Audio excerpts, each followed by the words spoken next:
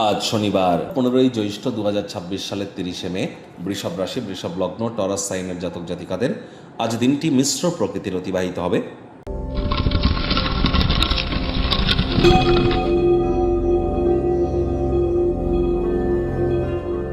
ভিডিওটির শুরুতেই স্ক্রিনে আপনারা দেখতে পাচ্ছেন শনি মহারাজের প্রণাম মন্ত্র। ওম নীলাঞ্জন চয় প্রক্ষং রবি সুতং মহাগ্রহম ছায়া গর্ভসম্ভূতং তং নমামি শানিশ্চারাম। আজ সন্ধেবেলার সময় এই মন্ত্রটি আপনারা চেষ্টা করুন অন্তত পক্ষে আপনারা 8 বার জপ করবার। এটি আপনাদেরকে লাভান্বিত করবে। কোনো কিছু না পারলে 108 বার বলুন ওম শ্যাম শানিশ্চারায় নমঃ। আজ আপনারা অবশ্যই শনি মন্দিরে পুজোও দিতে যেতে পারেন। শনিদেবের চোখের দিকে কিন্তু তাকাতে নেই। আপনারা একটা পুরনো জুতো জোড়া পরে মন্দিরে পুজো দিতে যান। আর পুজো দিতে যাওয়ার সময় আপনারা কালো তিল, সরিষার তেল, নীল রঙের অপরাজিতা ফুল, কিছু গুড়, এবং কিছু ফল প্রসাদ, 5 রকম ফল মিষ্টি, এগুলি আপনারা নিয়ে যান এবং একটি নীল রঙের মোমবাতিও নিয়ে যান। এগুলো নিয়ে গিয়ে পুরোহিতকে দিয়ে নিজের নামগোত্র ধরে পুজো দিন। তারপর শনিদেবের কোড়ে আঙুলে আপনারা সরিষার তেল ঢালুন, ধূপ বাতি আপনারা ওখানে জ্বালিয়ে নিজের মনস্কামনাকে আপনারা জ্ঞাপন করুন। শনির যেই মন্ত্রটি বা বীজ মন্ত্রটি আপনারা 108 বার জপ করুন, করে মনস্কামনাকে জ্ঞাপন করুন।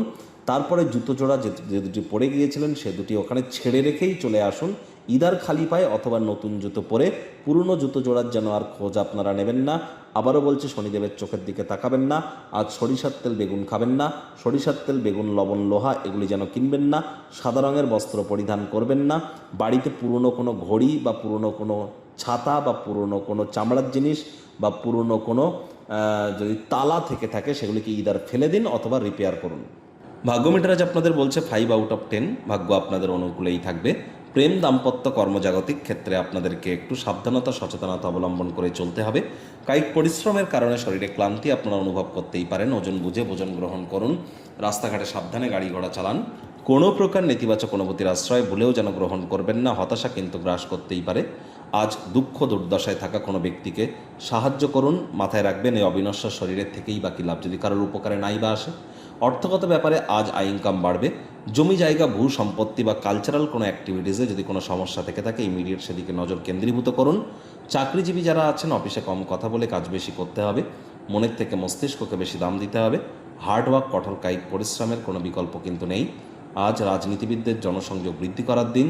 একতরফা মোহ, স্বার্থপরতা আপনাকে শুধু মনোবেদনাই কিন্তু দেবে। টেলিভিশন, মোবাইল, ল্যাপটপ, কম্পিউটারে অতিরিক্ত সময় অতিবাহিত যেন করবেন না। টাইম ম্যানেজমেন্ট সম্পর্কে জ্ঞান বৃদ্ধি করুন। বিদ্যার্থীদের পড়াশোনায় মনোযোগ আরও বৃদ্ধি করতে হবে। উচ্চশিক্ষার জন্য যারা বিদেশ যাত্রার কথা ভাবছিলেন, ভাগ্যদেবী আজ আপনাদের পক্ষে নেই।